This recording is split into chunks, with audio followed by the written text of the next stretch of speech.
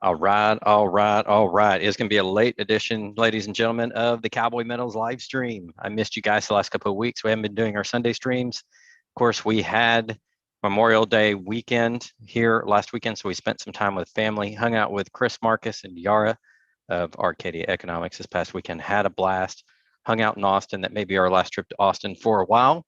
Had a good time. Tonight, I decided to just do one off the cuff. This is going to be a little bit different than you guys are used to seeing with me.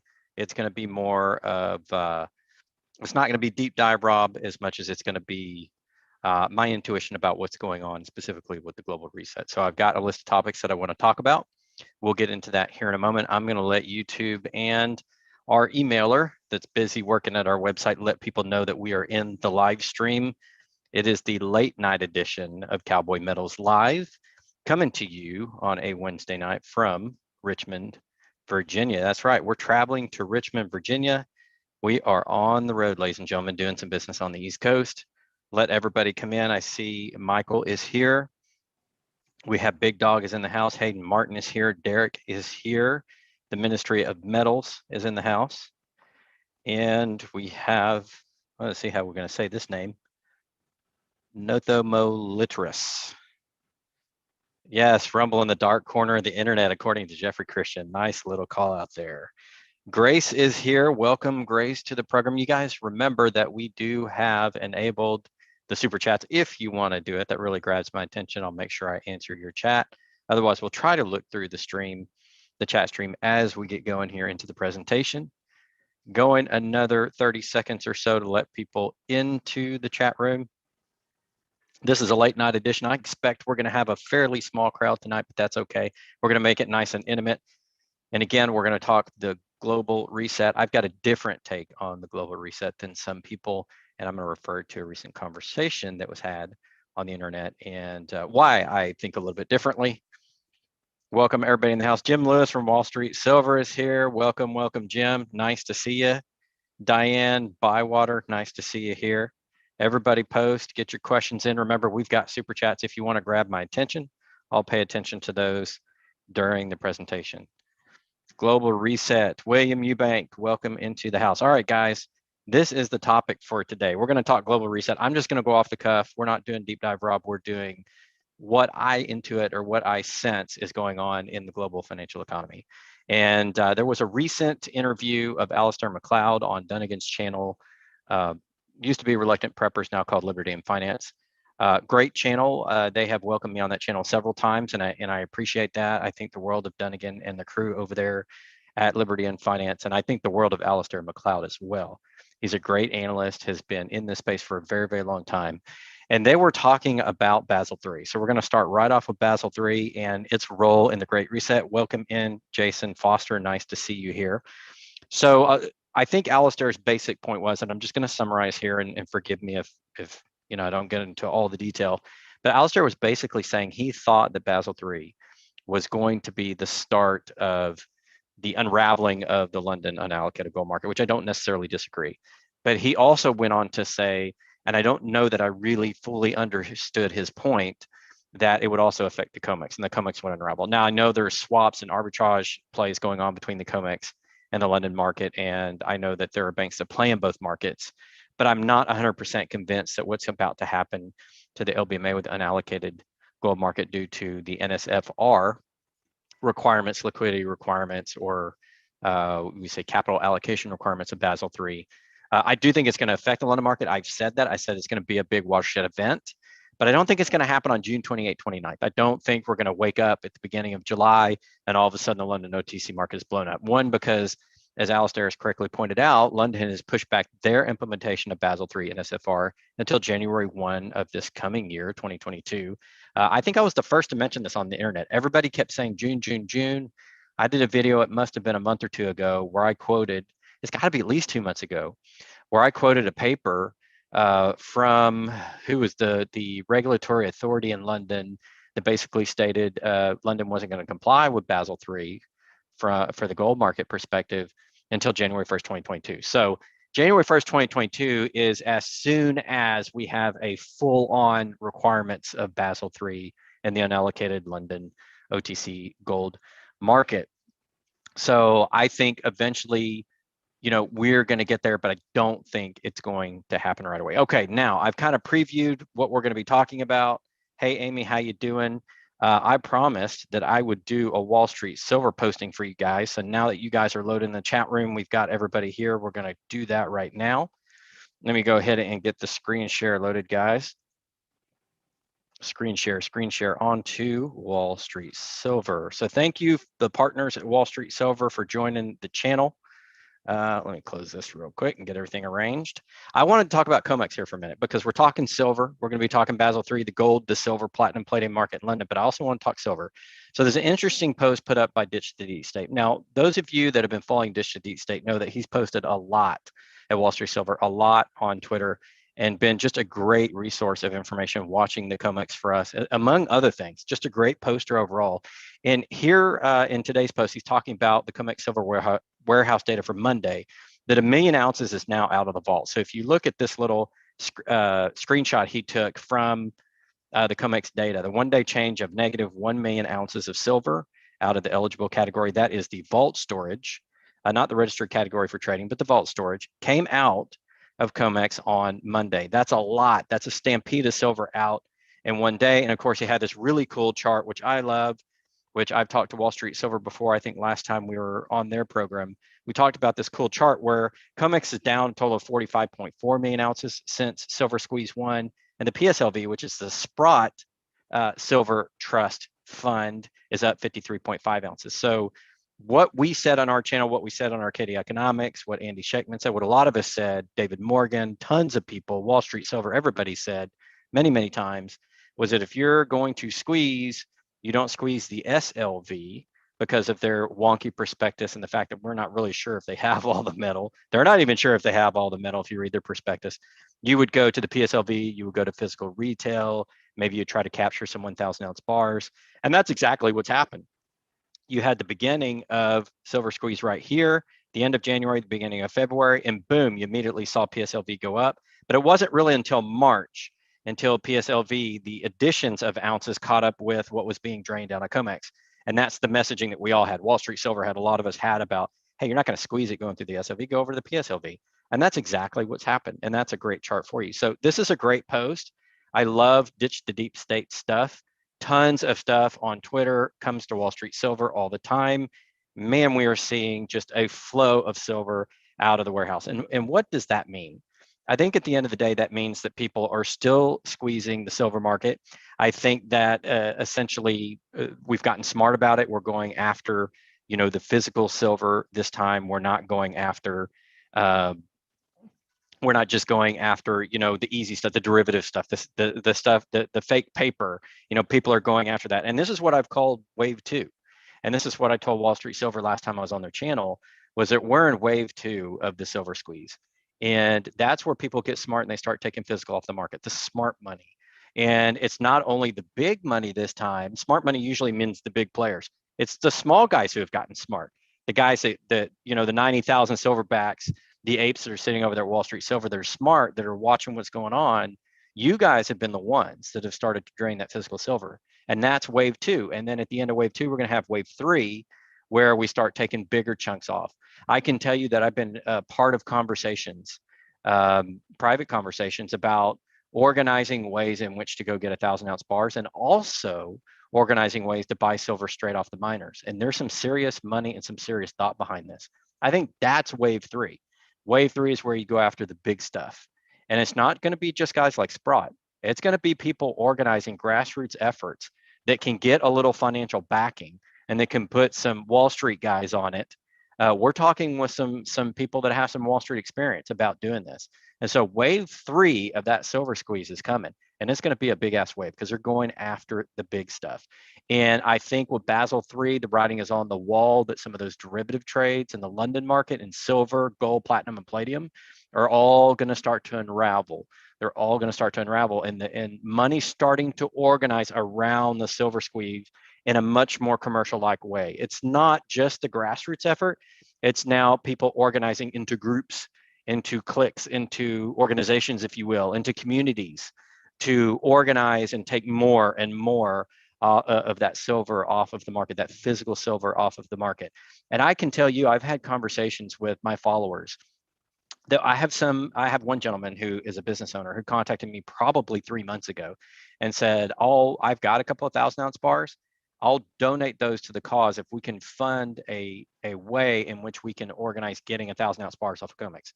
Now, we didn't do it back then because we needed somebody who could actually stand for delivery, at the warehouse or on the COMEX exchange. We also needed somebody to do the lawyer work and make sure we had all of our I's dotted and T's crossed. So it wasn't quite ready yet, although the conversation started back then, right after the initial silver squeeze back in late January, February. Now, a couple of 3 months later, we progressed to the point that some serious people are getting into this and they're organizing, and we're actually going to do it. And it's going to be really, really cool.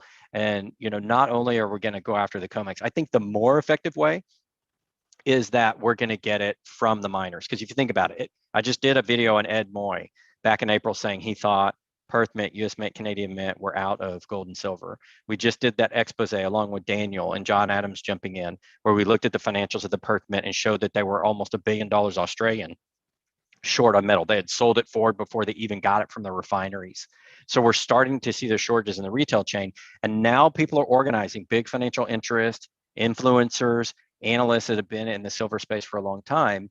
And we're starting to form entities for the purpose of going and grabbing big amounts of silver and going and getting financing. So this is wave 3 starting. And a lot of it has to do with Wall Street Silver. So we're going to go back. Want to give credit to Wall Street Silver again. Let's share screen on that one more time. Wall Street Silver is behind this. They have 95,100 silverbacks, absolutely killing it in this space. They've grown faster than any influencer I have seen anywhere in this space. Faster than myself, faster than most of my friends that do this on YouTube and social media, certainly faster than anybody. And they have been just an incredible support for the silver movement. So I wanted to thank them, wanted to thank Ditch the Deep State also for contributing to this. So that's a big part. This silver squeeze is a big part of the reset, but it is the backlash of the people against what the powers that be want the Great Reset. Okay, this is the people saying, we know what you're doing with the Great Reset. This is our Great Reset. Let's reset you out of your technocratic system. And so that's what I want to talk about on the rest of the video. And I'm just going to go off of intuition here. One of the reasons is because I've been in corporate America for over 20 years and spent a lot of time getting tested for personality, Myers-Briggs, and all of these tests. And I came out as a sensing intuitive. And what that means is I can kind of see the big picture and put some things together. Now, what you guys typically see on my channel is deep dive Rob, big data Rob, that kind of stuff, because I wanted the channel to run in a way in which it would have a lot of credibility up front, in a way in which we could use facts and data, and I could use my auditor background. But I really haven't played to my forte, which is kind of putting things together across the world in a way, and giving you guys the big picture. And that's what we're going to do here. So a couple of points I want to talk about the global reset. I don't think that we're through the global reset yet. I do think it's begun, but I think it's a long-tailed thing. I think it's going to take some time. Using a baseball analogy, I think we're in the early innings, but it is steadily progressing. We might be in the third, fourth inning of this great reset, but it's going to have several phases. And why do I not think that on June 28th, 29th, when Basel III starts to come into effect in Europe, that we're going to immediately just have the end of the LBMA, or even on January 1st and the complete unraveling of the gold and silver derivative market? I think it begins. But to me, what I see Basel III being, that the main focus, and I said this in my last Basel III video, it's not just to free the gold and silver price, because you got to remember, Basel III regulations are put out by the banks. So the banks are going to do something that's going to affect their trade and bankrupt them. They're not going to crash gold and silver all at once and bankrupt themselves. They're bullion banks and the commercial banks. That's not productive. They need those commercial banks. So I think what it more is to do is to weaken the London unallocated OTC market on silver, on gold, on platinum, and palladium, and to free that up to move to other places. And we speculated China is going to be a big one. You could see the Middle East being a player. COMEX could benefit from that. I want to talk about COMEX for a minute, because going back to the beginning of the video, while we were getting people into the room and talking about what the video was going to be about, I mentioned that interview between Dunnigan and Alistair on Liberty and Finance. Great interview, great channel. Love Alistair, love Dunnigan. Alistair kept saying, although I'm not sure I fully understood his argument, or maybe he didn't have time to fully put it out on that video, and perhaps he'll come back and educate us, because I know he knows a great deal about this. But he was saying that the OTC market, the LBMA, would start to unravel in June, and then through January 1st when they actually implement it, and that would eventually severely affect the COMEX. And I do think it's going to affect the COMEX, but COMEX isn't going to live under the same rules because it's a little bit of a different market. I don't think it'll destroy the COMEX. I think it'll weaken the COMEX, but I think it's primarily to get the power out of London, the gold, the silver, platinum, palladium out of London, and put it in other places in the world. And I think that just means that part of the reset, at least in precious metals, is to distribute the power, if you will, and to have a multipolar market for gold, silver, and the precious metals. And I eventually think that there's going to be a new capital per se chosen for the gold and the silver derivative market. I just don't think it's going to be London. And so I think London has lost their place here. I'm not sure whether the US has lost their place, but I'm sure as heck thinking that China is going to get a seat at the table, because IMF and BIS have been talking about China, moving some offices there and things. And I think that's part of what's going to go on. Now, the NSFR requirements in the unallocated market are going to raise costs for sure. That's been talked about by the LBMA and the WGC. It's going to force trade to other global markets, but it's going to take time. It's not going to be an overnight thing. Like you hit the easy button, Staples, or the light switch, and all of a sudden it just goes. It's going to take time. And I'm looking for signs to emerge of where they're moving the focus of that gold and silver market. Are they going to let it trade a little bit more freely, and gold and silver is going to rise? 100%. You could hit gold 2,500, in a few days, especially after January 1st. They're not going to let it lose to like a $10,000 price, but it'll go up. I think the same thing for silver. I think we pop $30 silver this year. We may hit 35 by early next year when the NSFR really comes into effect, and some of those bullion banks start to back out and say, ooh, I don't know if I want to be in this market. And it forces other markets to step up and participate, and it allows that price to rise, because all of that, derivative beat down on the price is going to be less, especially in London. I think COMEX will still be a player there. I think the Shanghai is going to become a bigger player, maybe the TOCOM in Japan. I don't know yet. We have to look for signs of how the geopolitical alignment is realigning in the world before we decide where that gold trade is going to go. Because remember, with Basel III, they're raising the quality of gold as an asset, okay, on the balance sheets. So gold is super important. So is silver, by the way. Silver is so important to industry that they're protecting both those metals, and they're going to be at the center, silver of industry and commerce, and gold as the ultimate asset in the banking system. So they're not just going to let it fly. They're going to move that control somewhere. Where they've chosen, I don't know yet. I'm paying attention to geopolitical events, and hopefully, guys, we will figure that out. One other thing that I wanted to point out on that topic is I'm trying to cover as much data as I can, but I'm only one man. And what I've realized is I need a team to help me out. So we recently took in 25 people, 25 select people that applied to be a part of the Gold Silver Pros Financial Research Intelligence team. And we've chosen them. We sent out the email invitations today, and we're going to start accepting news and data and content from you guys in a private portal. We'll not divulge who you are, but we're going to use the research on the show. So now we just got 25, Army stronger of researchers. And the ones that we picked had some pretty good credentials. They're smart. They've contributed before, a lot of them. They know their stuff.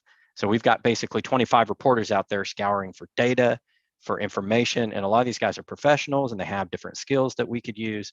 This is going to be a really cool financial intelligence team that we put together. We just put the first 25 together. We're going to curate that content on a weekly basis. We're going to bring a lot of that content to the show, the stuff that we think is most important.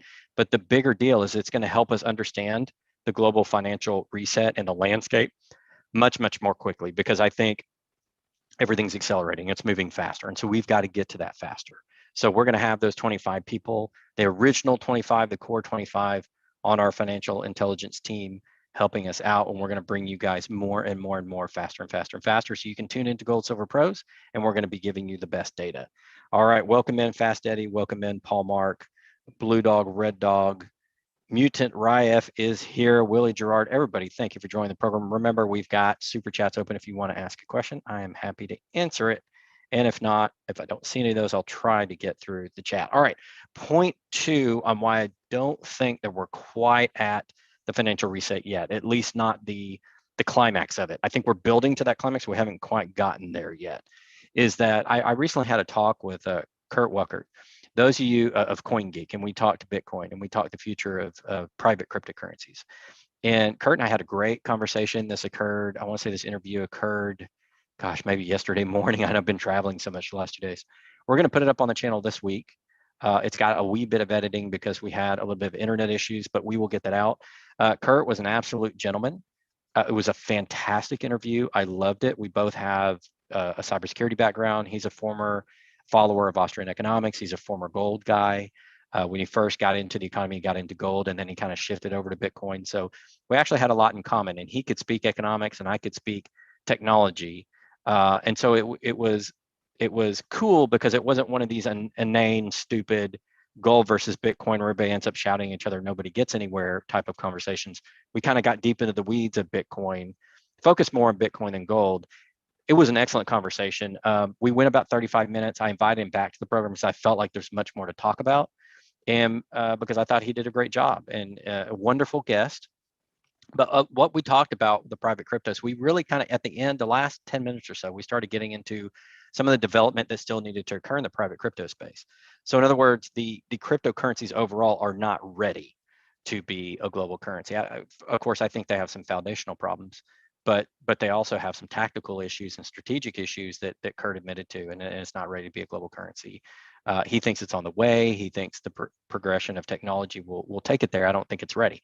Okay, so why does that matter? Why would development of Bitcoin matter to the global reset? Well, if you've listened to the IMF plan, the BIS, the 50 central banks that have signed on, they want to go to a central bank digital currency, CBDC.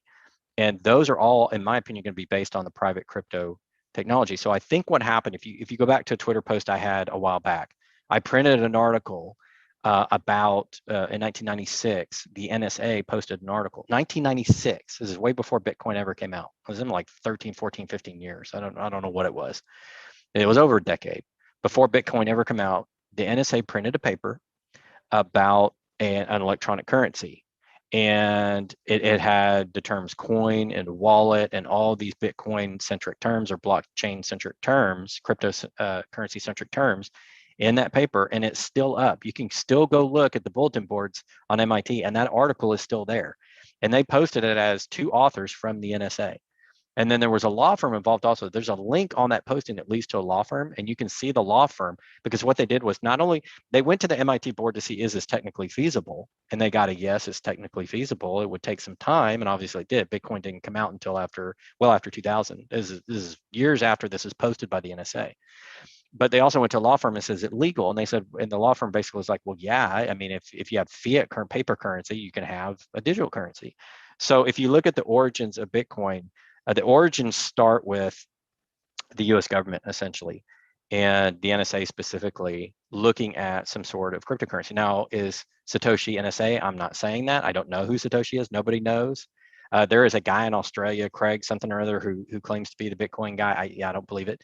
First of all, I don't think it was one guy. I think the complex, being an IT guy and having a master's in cyber and having 3 computer science degrees at various levels, has told me that one person could not have programmed what it took to get to Bitcoin. It was probably an army of people. So Satoshi's not a person, in my opinion. That's just my humble opinion.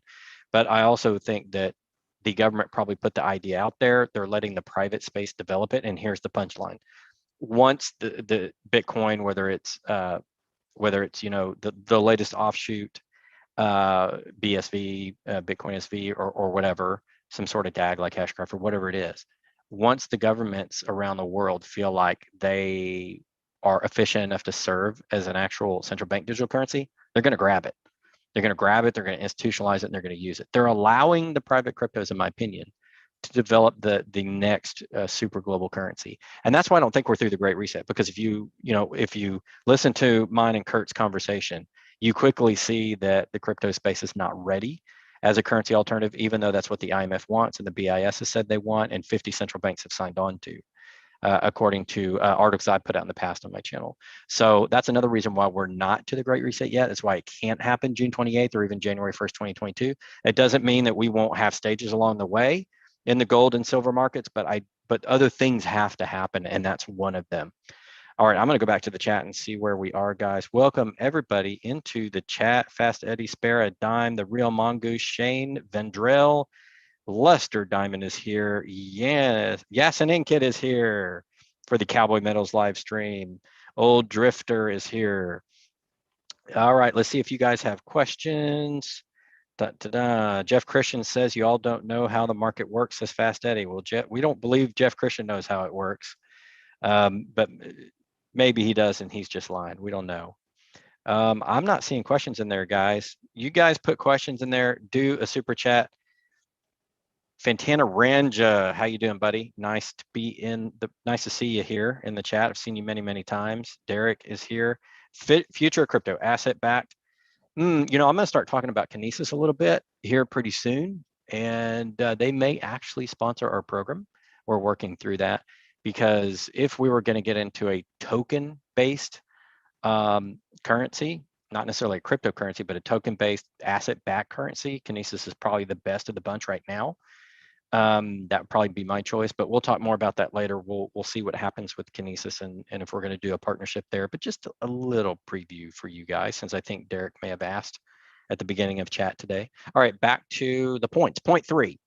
We're not ready for the climax of the global reset yet because the Libor transition is occurring very slowly. If you remember, there was a Libor scandal. It's a London interbank offer rate, and the Libor was used to set the prices of adjustable rate mortgages, among many other billions and trillions of dollars of things, debt-based things in the economy, or interest-based things.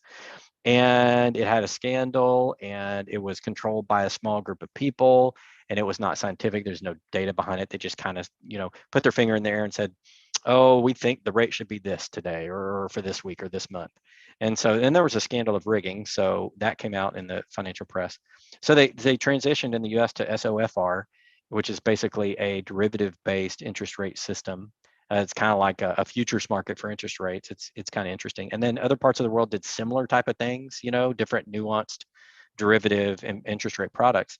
But that's been going very slowly. You have to rewrite contracts. You have to get people trading in the derivative market. You have to do a lot of things for that to occur. You got to get it stable.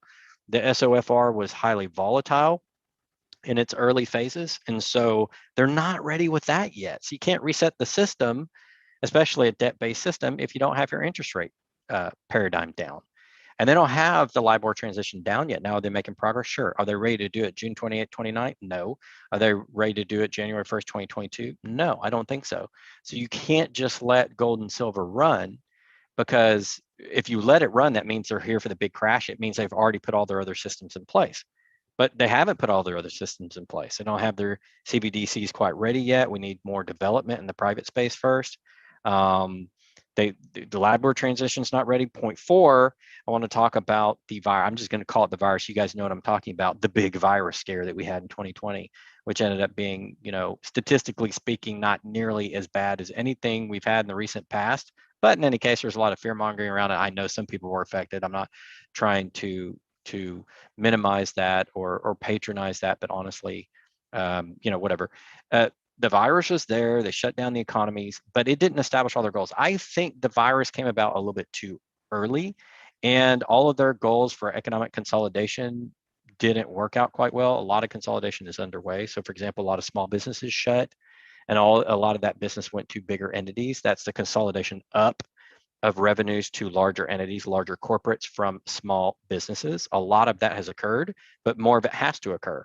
And you have these states, I think it's 12 or 13 or 14, maybe it's 20 states now I saw that have opened up. Of course, I live in Texas. That's my domicile.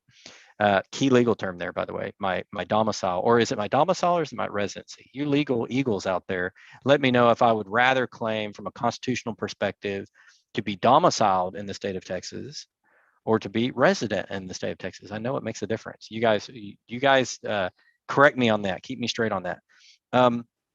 So like Texas has opened up. You see all these other states opening up, taking away mask mandates. There have been state courts that have struck down mask mandates. The governor of Texas said the schools cannot have a mask mandate for the schools. Companies I know are trying, private companies are trying to enforce mandates if you're not vaccinated for the virus.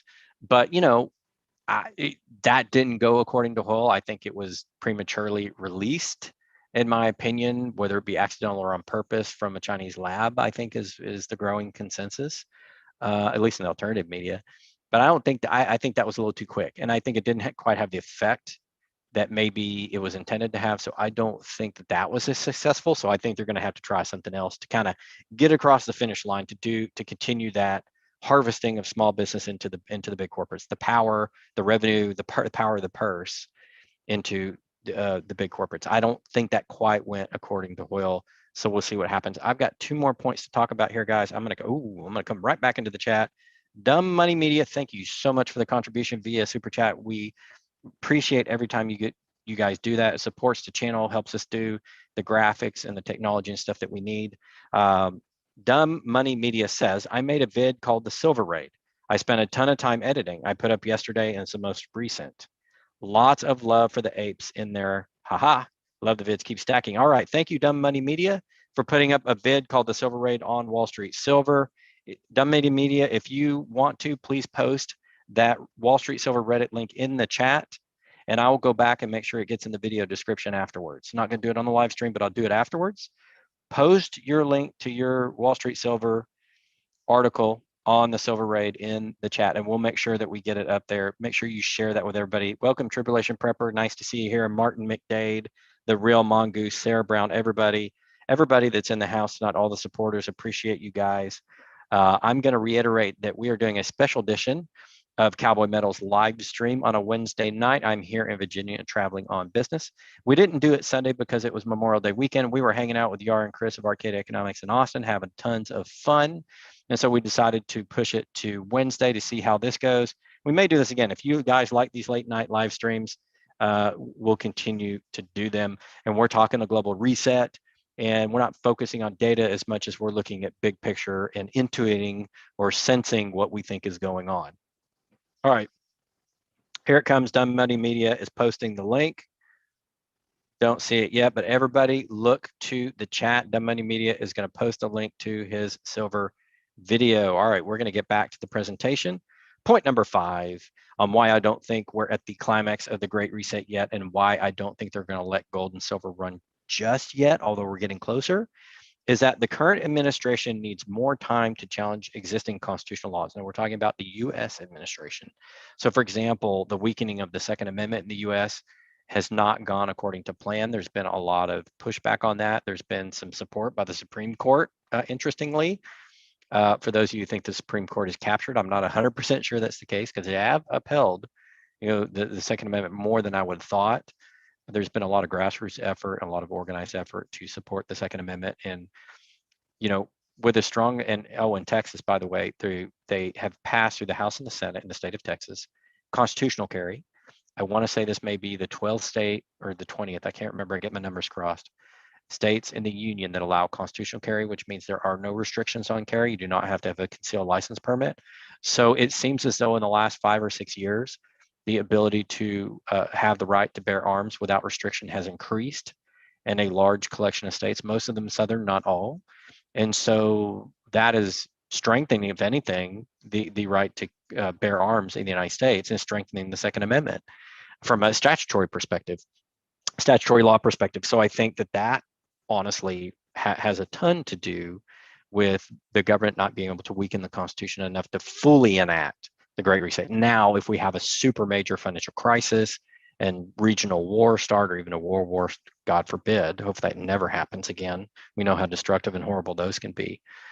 Being that my dad was in D-Day and part of the 7th Naval Battalion and was there in World War II, we don't want that to happen. But if those types of things happen, could they wrest control? Could there be a military, martial law or something? I don't know. I mean, and maybe they get it that way.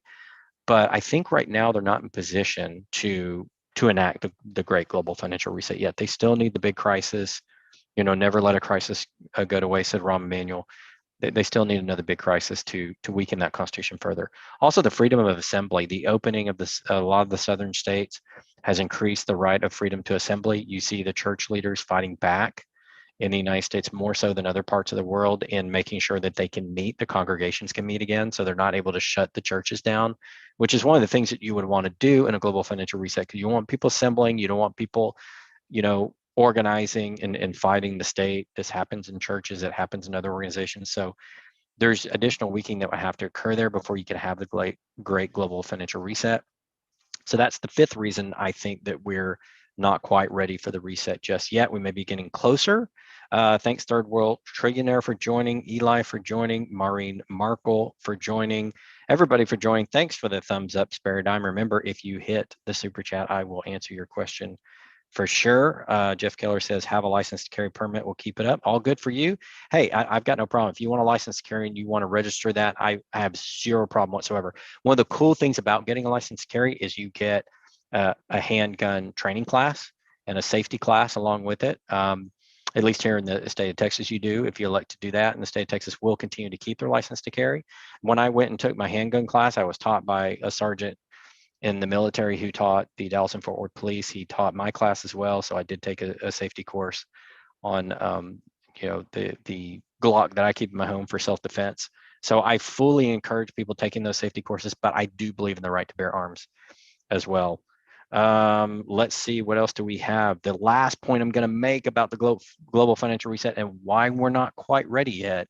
It's not just Basel III. Is Basel III one of the factors in the great global reset? Yes.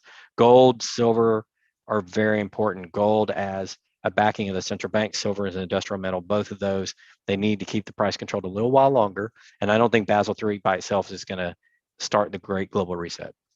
I don't believe that yet. I do think it's going to have an effect. I do think gold and silver prices are going to rise. I do think London OTC markets can be severely weakened or perhaps collapsed at some point. I think COMEX will be affected because of the trade back and forth and some of the collusion there between the players in those exchanges, especially the bullion banks and even the exchanges themselves. But I do think that a lot of this gold and silver derivative trading is going to pop up in other markets, perhaps China, perhaps other places, the TOCOM, Middle East. I don't know. We'll see what happens. Oh, we got a super chat. I saw it pop up. Let me get to that and answer it real quick before I get to the final point. First of all, thank you, The Real Mongoose, for donating the $5 via the super chat. Appreciate you. I do not see a question there, Super Mongoose or The Real Mongoose. If you have a question, Real Mongoose, please post it in there and I will answer. Oop, I see something up here. He says, I'm holding silver, neutral below 30 USD, highly weighted in the Dow and short selling Bitcoin after TP. Good, good, good. Thank you for the note. Joel also put $5 in a super chat. And he says, when you say let it run, is this implying that you believe the tamping down really is price manipulation? Yes. I think the tamping down is to prevent the system from running. I think natural forces, the market wants the system to run. I think Ross and Benham has talked now, not in one video, but doubled down in 2 public videos talking about the tamping down. I think they were trying to control it. I think they know $30 is the magic price for silver. And I think when silver hits 30, it's going to run, baby, run right up to 35 and 36, and they have got to control it. They 100% have to control it. And I think that's why they're tamping it down. So yes, to answer your question, I think you're right on the spot. All right, Dumb Money Media comes in with a, he's active tonight, comes in with a donation, $20. He says, it won't let me super chat the link, but either way, you rock, man. I'll post it again right after this goes through. I'm trying to make YouTube a job because I am a broken military vet, so maybe freedom as my own boss. Man, I'm 100% with you there, buddy. I started this channel about a year and a half ago, and it has been a labor of love, but I absolutely loved it. It's great to have it. All the support I get from you guys. I'm 100% in your corner, and if you want to contact me, email me at robert@goldsilverpros, and I'll help you as much as I can on getting your channel. Maybe we can provide some feedback, some lessons learned on our part, and we'll do what we can for you. But yeah, definitely, you can even, if you want, send me the link at robert@goldsilverpros.com, and we'll make sure we get posted in the video for you, and we'll share that out 100%. All right, last point number 6. We're talking about the military, because in any big financial reset, there's a military component, because typically what happens when you have these big economic events is following that there will be a big military event, okay, a military reaction. It's kind of like equal and opposite forces, right? You have one force and then you have an equal and opposite reaction. That's kind of what the military reaction is to a big financial issue or big financial collapse. And we're not just talking Great Depression. We're talking about throughout the world through most of the major nations since dating back to the ancient Assyrians. This has been the case. So the military conflict between the West and China has been building, but China's not ready to challenge yet. They're getting close to having military superiority. I believe, based on what I've been studying, they have more and more advanced nuclear weapons. I know that the US, a couple of US generals and colonels back in like 2012, 2013, admitted that China had hacked and stolen all of our military plans, including nuclear, including aircraft carriers, army weapons, our stealth bombers and stealth fighters. And about that time, I think I want to say early 2014, there were some leaks in Chinese bulletin boards and some rags that basically showed the Chinese stealth fighter, and it looked remarkably like the U.S. stealth fighter. And we think in the last 7-8 years they've actually made improvements. So they're about on par with what the U.S. has in terms of stealth fighters. And so they're there. I think Russia probably has one too. So I think China's not quite there yet, though. They're not quite ready. But I would say this about China. One thing you have to understand, they're not going to take on the U.S. head on. They're not going to just invade the mainland, the U.S. in the next conflict. What they're going to do is they're going to hit us with cybersecurity. I'm a cybersecurity guy. I can tell you right now, China's all over and compromised most of our major networks. I know this for a fact. Okay, take it from someone who's worked in the industry. It is a fact. We see it in the logs. There's a cool thing that I lectured at my company 7 or 8 years ago about how they took over the giant Nortel, the giant Canadian telecom. And it was the Chinese had been sitting on Nortel for 10 years. And their security guy caught it after 9.5 years, went to the CEO. He refused to do anything about it. And what they did is they stole all the plans for Nortel, put Huawei's symbol over Nortel symbol on the manuals and stuff and the white papers, went to the same Canadian companies using Nortel, undersold Nortel, and basically took them out. That's how Nortel collapsed. And that's a true story. And there was an MSNBC report on it, quoting the security guy, and he had all the details of the logs for 10 years. He had taken the CEO. We put it up on the television, on the TV screen.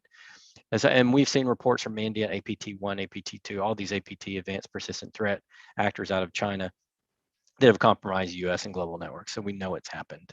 So it's going to be a combination of military, cyber, biological, maybe some other things, tactical nuclear, coordinated little nuclear strikes to take out certain assets.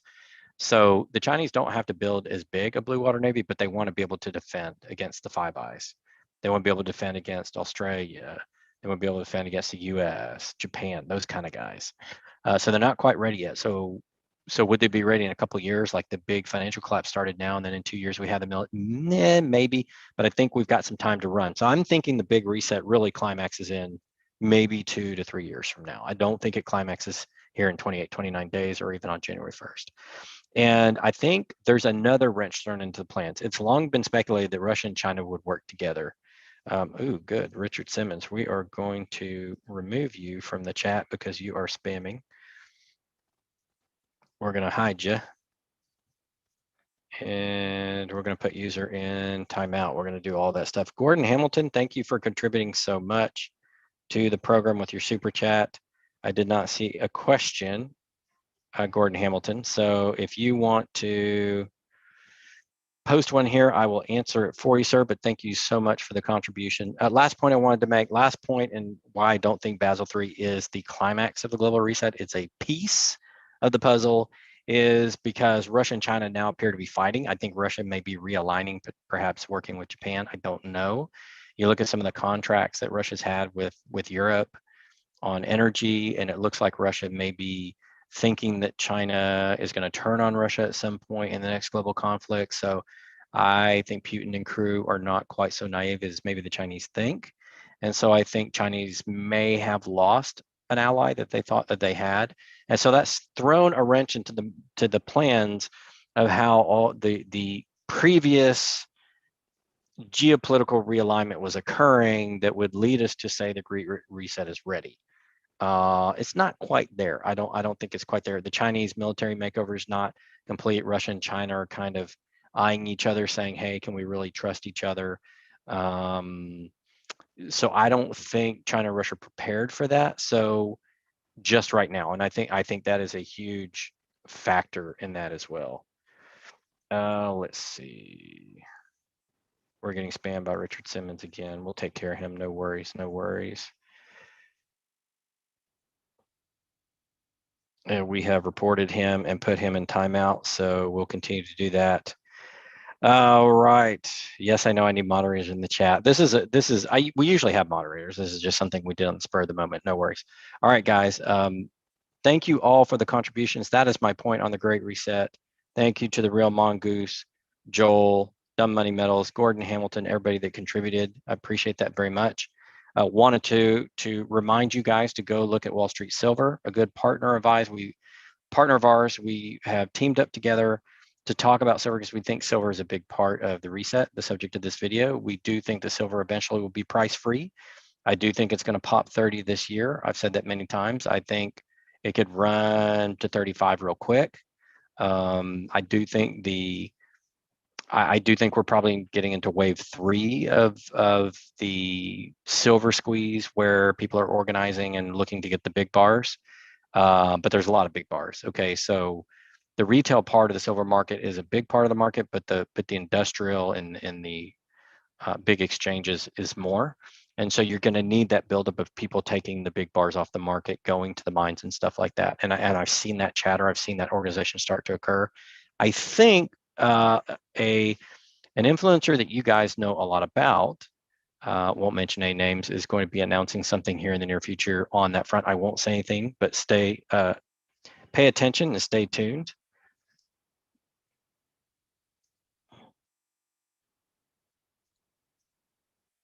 And I think we're just a bit done today, guys. Appreciate you guys showing up into the chat. Appreciate everyone contributing to the chat. Thank you so much. Joel, oh, one more. I think we got them all. Okay, we got all the super chats, guys. Appreciate you very much. We're going to go ahead and end it. This has been your Wednesday edition. Thank you to everybody that joined the program. This has been the Great Reset. We'll do this again. If you guys like the nighttime ones, leave it in the chat, leave it in the comments. We'll come back and do the nighttime ones again. Otherwise, stay tuned. Sunday, 1 p.m. Central, we'll do another Cowboy Metals live stream. Appreciate you guys showing up. Until next time, Rob, Gold Silver Pros.